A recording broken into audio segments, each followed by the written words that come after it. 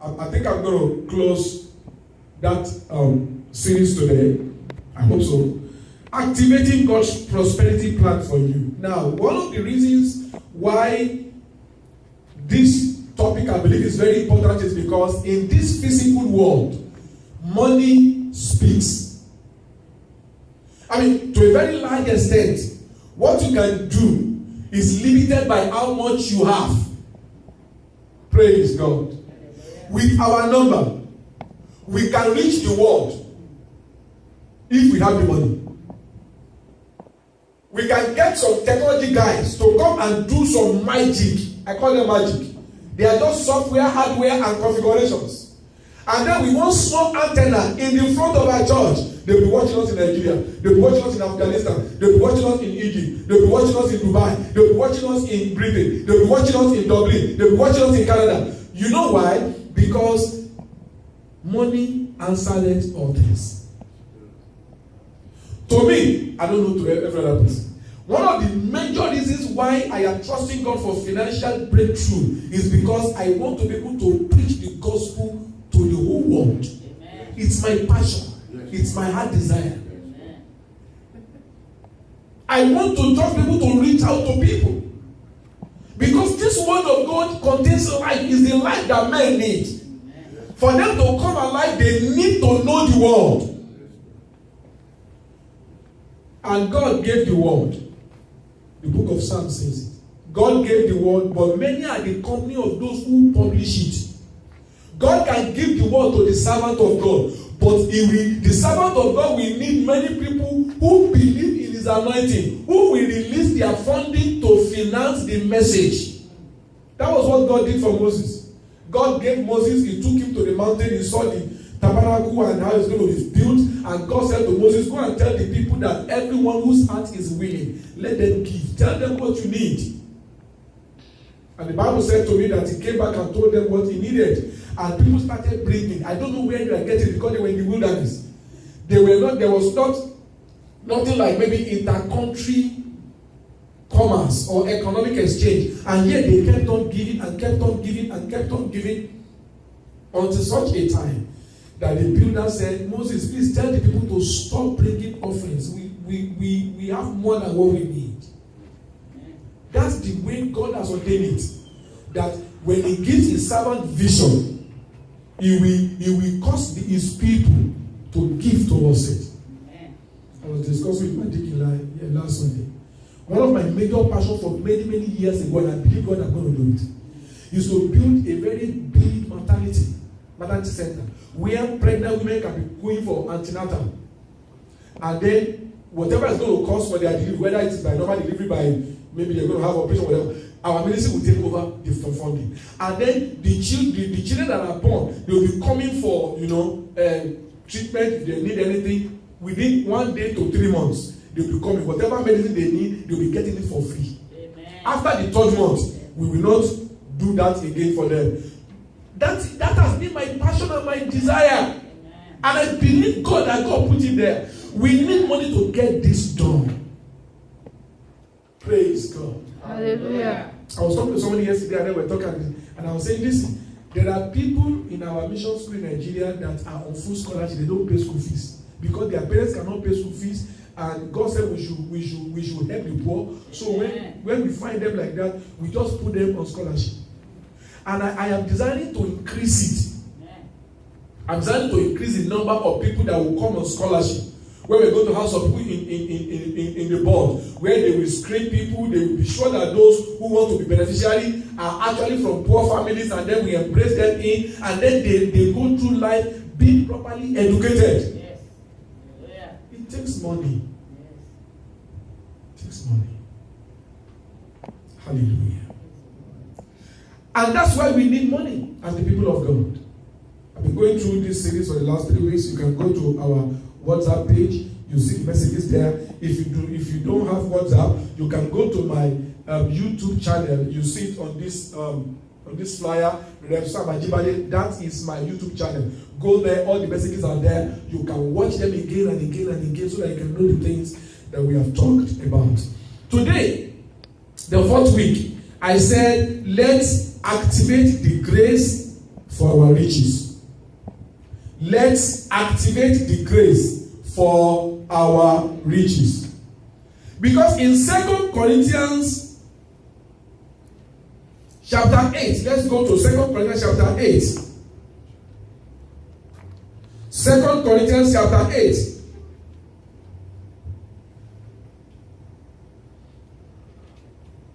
When you look at verse 9,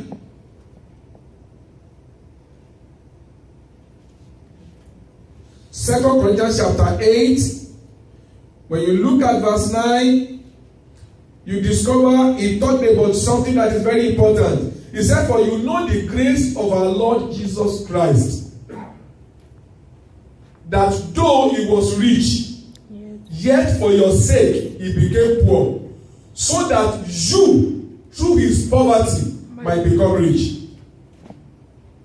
Now, I want us to understand what Apostle Paul was talking about, because you see, when you see a verse in the Bible, as a teacher of the word, I have come to know that if you want to really understand the context of a verse of the scripture, read like 4 or 5 verses before that verse and read like 3 or 4 verses after that verse. So you'll be able to understand the context. And I want us to do contextual reading today. Let's read from verse 1. And I'm going to read from the New Living Translation. It makes it very easy. But you can go ahead and follow up in your own version. 2 Corinthians chapter 8, I read from verse 1. It says, now I want you to know, dear brothers and sisters, what God in his kindness has done through the churches in Macedonia. They are being tested by many troubles, and they are very poor. But they are also filled with abundant joy, which has overflowed in rich generosity. Their physical condition is poverty, but they have come to become joyful because of the hope that they have in salvation, in the gospel of salvation. Look at verse 3. For I can testify that they gave not only what they could afford, but far more. And they did it of their own free will. Verse 4. They begged us again and again for the privilege of sharing in the gift for the believers in Jerusalem. When Apostle Paul was writing this message to the church of God in Corinth, the church in Jerusalem were in need. They were in serious need. And so Apostle Paul was now talking and writing to all the churches that God used him to set up, asking them to be part of providing for the need of the church in Jerusalem. That's why he was writing to them this way. Verse 5. They even did more than what we had hoped. For their first action was to give themselves to the Lord and to us, just as God wanted them to do. In other words, the first gift they gave was salvation of their life. Number 6, verse 6 now. And so we have urged Titus, who encouraged your giving in the first place, to return to you and encourage you to finish this ministry of giving. Verse 7. Since you excel in so many ways, in your faith, your gifted speakers, your knowledge, your enthusiasm, and your love for us, I want you to excel also in the gracious act of giving. Verse 8. I am not commanding you to do this, but I am testing how genuine your love is by comparing it with the eagerness of other churches. Verse 9. He now said to them, for you know the grace of our Lord Jesus Christ. Though he was rich, yet for your sakes he became poor, so that by his poverty he could make you rich. Verse 10. Here is my advice. It will be good for you to finish what you started a year ago. Last year you were the first who wanted to give, and you were the first to begin doing it. Now you should finish what you started. Let the eagerness you show in the beginning be matched now by your giving. Give in proportion to what you have. When Apostle Paul was writing to the Corinthian church, he was making them to understand the fact that, listen, today you have, but there's a group of people who do not have. And what I want you to know is that the part of the grace that you have received from God is that The Lord Jesus has chosen to take you from poverty to riches. But the way you enter there is by giving to those in need. That was the reason why he said that in that verse of the scripture. In the West, in Africa, where most of us came from, there's what is called money ritual. Now, let me explain because of Brother and Sister Cynthia. In Africa, people do money ritual. In other words, they consult Satan so that the herbalist can do certain black power for them to become rich. This is what they do. I want to explain one. One of the patterns they do is that if they see that maybe there's a particular child, for instance, maybe a woman give birth to one child and he saw that this child has great glory, it's going to be great in the future. Now, in Africa, men marry more than one wife. So the man has another wife who has another child. And the other woman saw that her own child does not have any glory in his future at all. So that woman, whose child is not destined to be great, will now go to a voodoo person, a spiritualist, and ask them to exchange the glory of those two children. When they want to do it, the herbalist will tell them, you want your child to have the glory that belongs to another person? He said, yes. Okay. Go and bring me that person's clothes. Or go and bring me that person's pants on this. And when the woman will look for a way to go and steal the undies or the clothes of this young man that has the potential to become great. I'm trying to explain what Jesus did. And then she will now take it to the herbalist. The herbalist will do some incantations for a switch of glory. So the glory of this young boy that's supposed to be great will now be given to another person. And the glory of that other person that's supposed to be ordinary will now be given to this one. So that as they grow up in life, though this one has natural glory to be great, it will not be great because his glory has been given to another. You understand now? That was what Jesus did. We were destined to be poor because we are slaves to sin. We are slaves to Satan. But God wanted you to be rich. God wanted me to be rich. So God said, what can I do? You see, anything you see Satan do, sir, is just a counterfeit of the original that God does. Remember that Satan was first of all Lucifer. He was the angel of the morning. Every time God wakes up, as it were, he is the first one to say, good morning, sir. The Bible says that he is a complete instrument. You know God loves music. He will be singing to God. So he knows what God does. That's why he does those things. This is what God does. God now said, Jesus, I want the people of the world, those my children that have gone away from me, I want them to come back to me. And when they come back to me, I don't want their financial and material life to remain the same. So we are going to have to do a transfer of glory.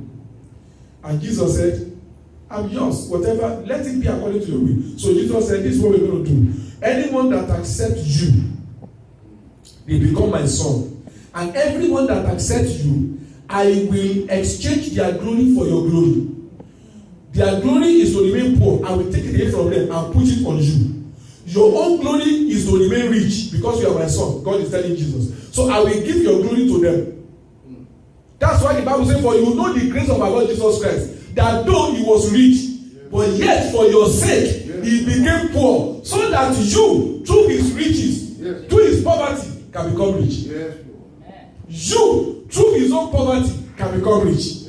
It's like switching place. That's what Jesus did in the spirit realm. But you see, there's a way we activate that prosperity to begin to manifest. And that is in the spirit of giving. Let's go to another scripture, Philippians chapter 4.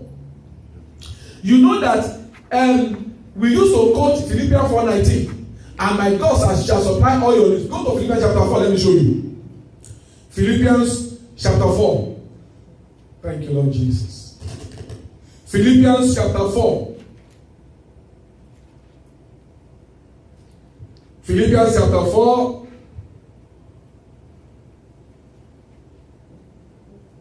I want us to first of all read verse 19.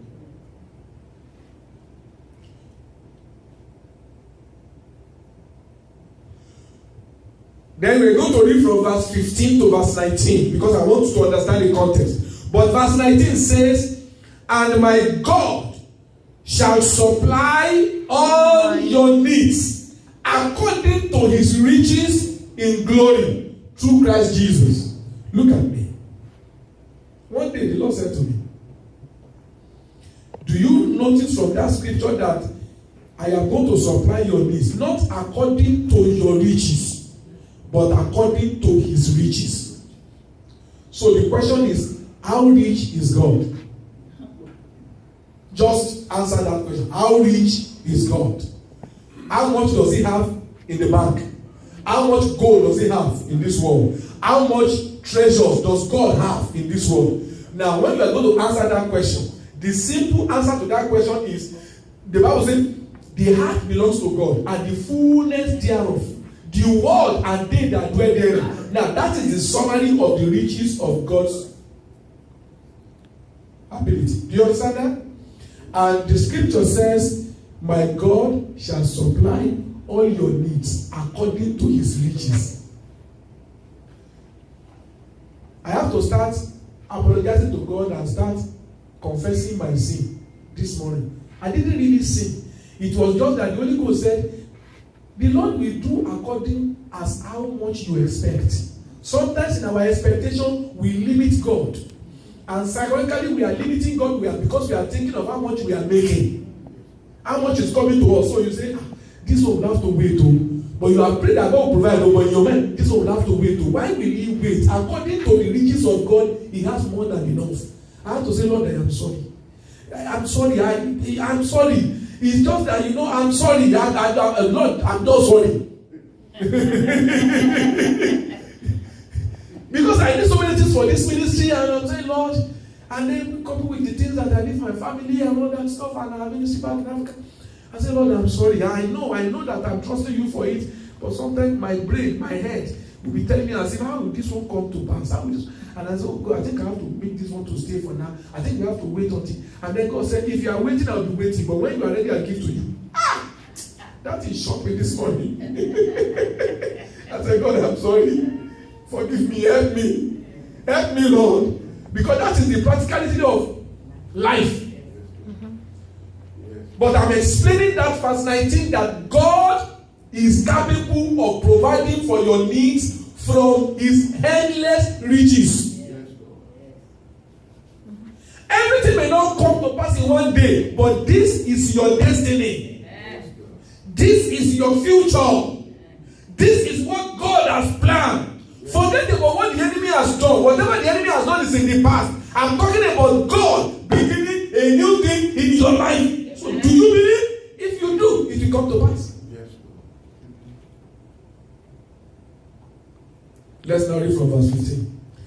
I'm also going to read from the New Living Translation so that I can make it easy for you.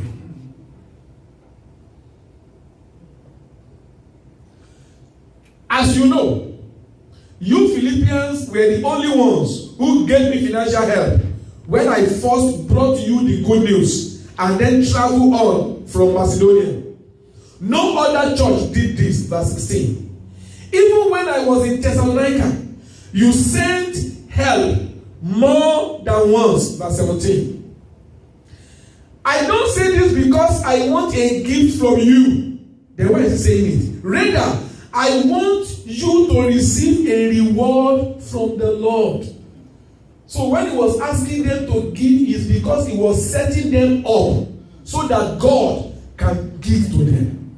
I now said in verse 18, he was now commending what he has received from them. At the moment, I have all I need and more. I am generously supplied with the gift you sent me with Epaphroditus.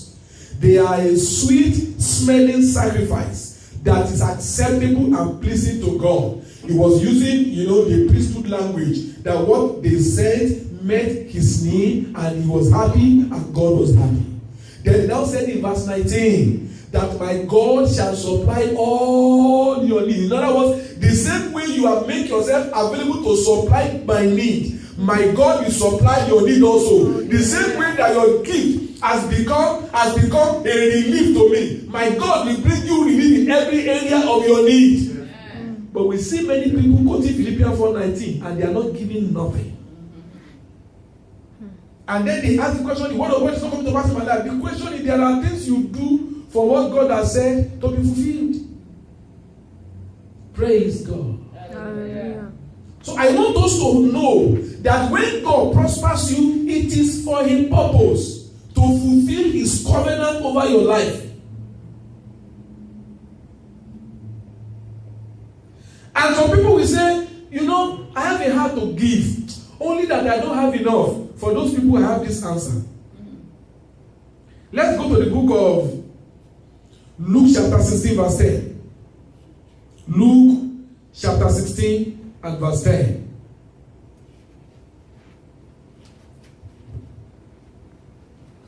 Luke 16:10.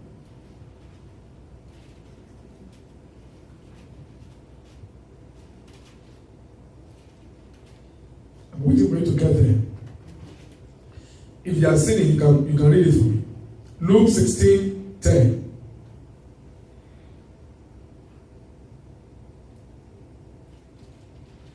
I want you to see it because there is faith developed when you see it yourself.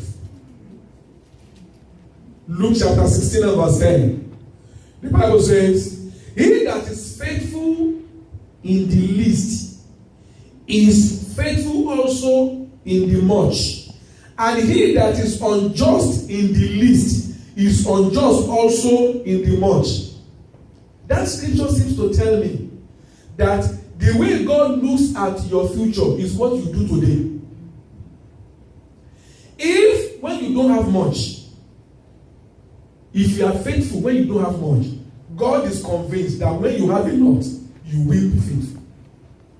But if you use your present level as an excuse for not doing what God expects you to do in the area of giving and receiving, God is saying to you that He's not sure that when He gives you more, you will do more. So my question is, what are you doing with what you have now? Look at the widow of Zarephath. She didn't have much. And it was from the little she had, that was the test that brought her to abundance. Elijah said to her, "Please get me water." And as she was going, "Get me a little cake." The woman said, "Son, your God knows I have nothing. In fact, you met me here picking 2 sticks to go and cook my last meal for me and my son, and then we die." Elijah said, "Don't be afraid. Go and cook, but bring a little for me first." And the Bible says that when she did it, the word of the Lord came unto her. And the result of the word of the Lord was that he not only had enough until the famine was over, but he had enough to feed herself, her son, Elijah, and the people that live in her house. Praise God. Hallelujah. Jesus was speaking somewhere. He said, if you are unfaithful in monetary matter, who will give you true riches? If you are unfaithful in monetary matters, who will give you true riches? That means the way you relate with God, with your money, is actually God's way of measuring whether you can be trusted with real wealth. That's why we have so many poor people in the church of God, because many of us are not faithful in money. Some people are not paying their tithe faithfully. I remember as I was growing up, my parents at that time, in the church where they attend, there's this envelope they have. There's a particular amount my daddy always put in that envelope, and I know it's not up to the tithe. But so that they can have record. You know they will have record that they are paying tithe. Hello? Because of that, so they just put something there, but it's not faithful. When I became born again, I said, Madam, you are not faithful. You're not making your worship. Do you know how many things I have to spend money on? But the truth is, if you are not faithful in monetary matter, you are disqualifying yourself from God giving you real riches. And that's why I always want to put myself to test every time. I am as early as Friday, I will start thinking of what I'm going to give in God's presence on Sunday. So if I go to maybe Food Town or Walmart, I will make sure I get cash back. That cash back is for the offering I'm giving on Sunday. There's a way I prepare my offering from Friday, the one I'm going to give on Sunday. When you make it an assignment to prepare your giving, there's a way God will see you as faithful, because whatever you plan for is important to you. Some people don't remember what to give God until when it is offering time. Then they say, only have $2 here. What do I do now? Hey, I'll give God like that. Because there is no planning. But I said to myself, if I want God to bless me, I must have a plan. Now, we're going to make it very easy for our people. Right now, we have Cash App. So if you don't have cash, you have Cash App, you can transfer money to our Cash App. Grace Ministries International is our Cash App ID. Now, you can use Zelle if you want to use Zelle. In fact, I am trusting God that as God makes us to be more, we are going to have, there's a particular app where we can register. And when we come to church like this, every member can just log in using the church Wi-Fi, and then they can pay their tithe. They identify his tithe, this one offering, and then they give it. So we are not saying that it is compulsory you must bring cash to church. But what I'm saying is, have a plan. But now that we have not gotten those things yet, you can begin to say, what am I going to give God? Let's check 2 more scriptures and then we pray. Let's go to Luke chapter 6, verse 38. You know, this morning as I was preparing the message, it just came to my mind. He said, what is your returnable percentage? Luke chapter 6 and verse 38.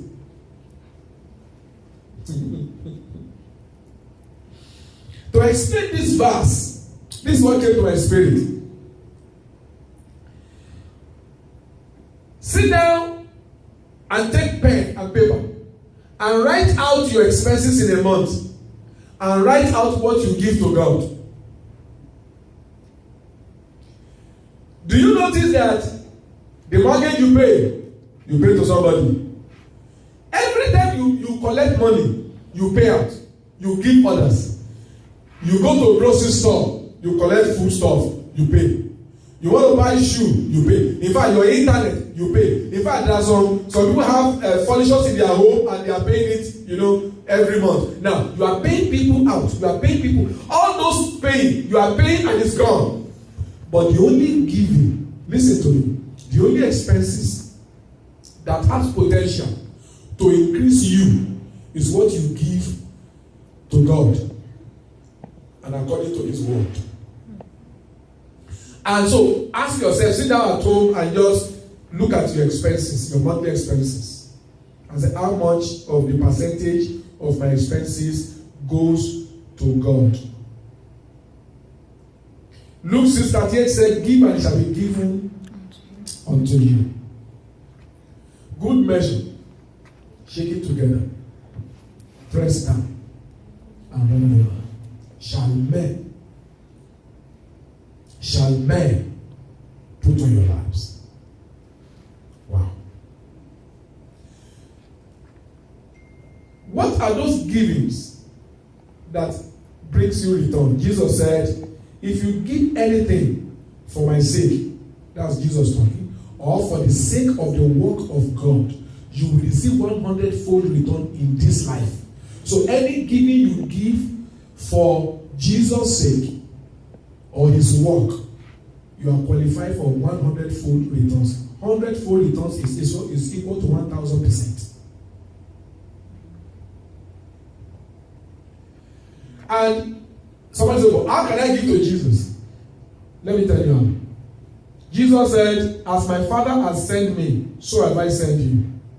Anyone that received me, received the Father. Anyone that received you, received me. So when you give to servants of God who are doing genuine work, not fake, genuine work, those whose passion is to reach out to lives, when you give to them, you are giving to Jesus. Because Jesus is the one that commissioned them. He gave us example in the book of Luke chapter 9, Luke chapter 10. When he sent them out, he said, don't take any money along. Just go. Well, if I even told them not to take 2 raiments, two kind of clothes. Why? He said, because a laborer is worthy of his wages. Anywhere you get to, anyone that accepts you, stay there. In other words, Jesus believes that anyone he sent will be provided for by some people. And he said, anyone who provides for you is providing for me. So when you support servants of God, you are giving to Jesus. When you support the work of God, you will receive 100-fold returns. Apart from that, Solomon said, he said, anyone that gives to the poor is lending unto God, and God will repay him bountifully. That's why I love to take care of little children. Because they do, you see, many of them, I remember, I can never forget in my life. I can never forget. My wife was rushed to the hospital, the same room where she was. She was pregnant. We actually lost that baby. And the lady on the other side of the bed, the husband just came, dropped her off, didn't come back. She gave back to the baby. All the medicine that she's supposed to use is in about 2 days. All the antibiotics for herself and the son was not bought because the husband did not come. When I had it, my heart pricked. My wife was on the bed. We don't know what's going to happen to her. My heart pricked. I quickly went, in fact, I drove back to church. I went to go take some money. I collected the name of the medicines. I went to go and buy it for that woman and that son and gave it to them. And I have this joy. This joy. That's what I'm talking about. When the family finally came after 3 or 4 days, they started thanking. I said, you don't need to thank me, just thank God. It's just God giving me opportunity to be able to help that little baby that didn't know nothing. That people would have died. So when you help people like that, you are qualifying